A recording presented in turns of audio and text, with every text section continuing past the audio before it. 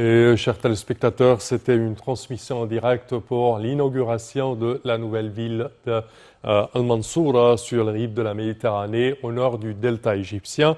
Le président Abdel Fattah el-Sisi a déclaré au cours de cette inauguration que l'État égyptien accordait une très grande importance à l'installation des stations d'adoucissement de l'eau dans les nouvelles villes pour faire face à la croissance démographique.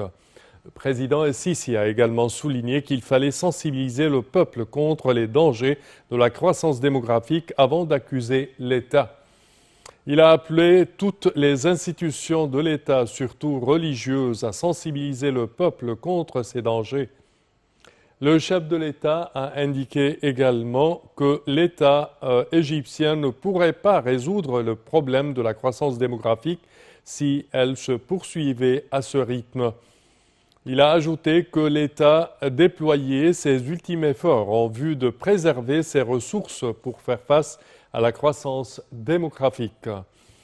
Le président el-Sisi a fait cette déclaration en inaugurant aujourd'hui la première phase de la nouvelle ville de Al-Mansoura, dont la construction avait été lancée par un décret présidentiel en l'an 2018. Le chef de l'État a inauguré un nombre de projets dans la ville, notamment l'université de la Nouvelle Mansoura. El-Sisi a passé en revue le village d'Al-Hassas à Sherbine, un des villages qui s'inscrivent dans le cadre de l'initiative Vie décente. Et pour plus d'explications sur ce sujet, mesdames et messieurs, nous avons le plaisir d'accueillir au bout du fil Dr Nesrine Chokri, qui est journaliste au Progrès égyptien et également écrivaine. Bonjour, Dr Nesrine. Bonjour. Alors, nouvelle ville de Al-Mansoura, sur les rives de la Méditerranée, je dirais un jour de fête, l'inauguration d'une telle ville. C'est pas seulement un jour de fête, c'est un jour vraiment de bénédiction parce que pendant des années, ceux qui connaissent les habitants de Mansoura connaissent bien ce problème-là.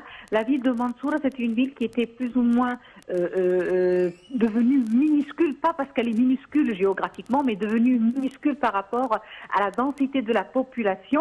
Et oui, aujourd'hui, la nouvelle cité de Mansoura, c'est véritablement je dirais un bol d'oxygène, mais un énorme bol d'oxygène pour ces habitants-là, de sorte à ce qu'ils puissent véritablement trouver un nouvel endroit pour mieux vivre.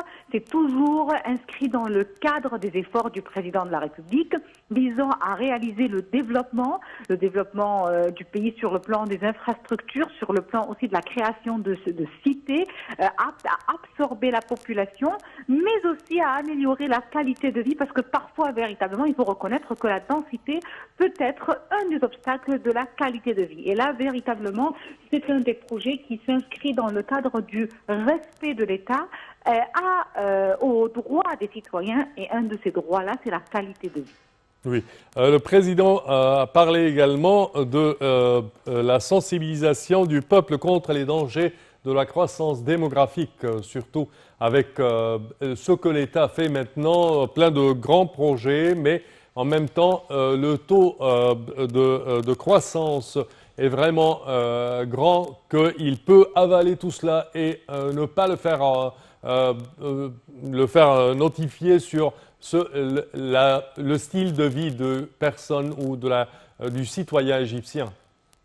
Alors, je crois que la croissance démographique en Égypte est véritablement un des, je dirais pas seulement des obstacles, mais je vais aller vers un terme encore plus fort, un des handicaps véritablement du développement de la population, de la société, des mentalités, de l'amélioration des secteurs comme la santé, l'éducation et en plus de tout cela, le développement. Et cela pour de nombreuses raisons.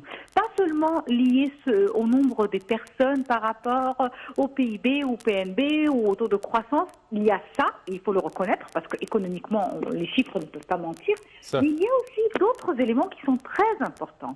Et quand les parents décident d'avoir des enfants, il faut être psychologiquement et financièrement capable d'élever ses enfants dans des conditions de vie acceptables et réelles, c'est-à-dire leur attribuer, leur présenter, leur offrir une éducation, des services de santé, tout ce dont ils ont besoin de manière adéquate. Je ne dis pas exagérée, mais de manière adéquate.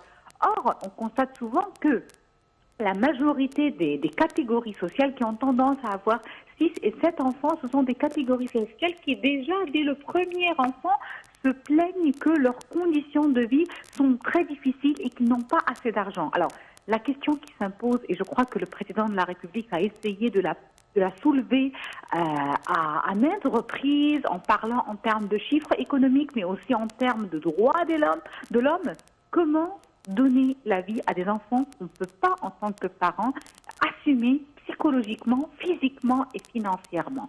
Et je crois que ça, c'est un des grands problèmes. Et la sensibilisation a été faite pendant des années. Je me rappelle que quand j'étais enfant dans les années 80, on suivait souvent des campagnes de sensibilisation à la télévision égyptienne. Peut-être que ces campagnes médiatiques devraient revenir aussi, je ne dis pas le contraire, parce que la sensibilisation est toujours importante. Mais malheureusement, la sensibilisation à elle seule n'est jamais la solution.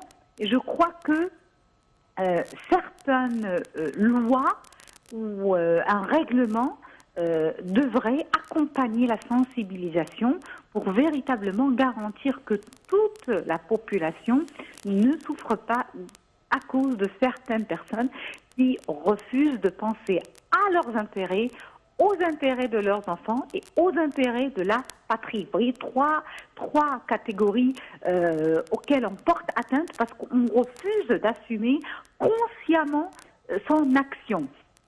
Si on veut avoir des enfants, il faut être capable de les assumer réellement et bien, c'est-à-dire une très bonne qualité de vie, financièrement, psychologiquement et physiquement. Et ça, j'en doute fort parce que même si on a l'argent, on n'a pas la force physique, psychologique d'assumer facilement un enfant, la charge d'un enfant et je dirais, le forger de sorte à ce qu'il soit véritablement... Je vous interromps, Dr Nesrine. Je vous remercie également.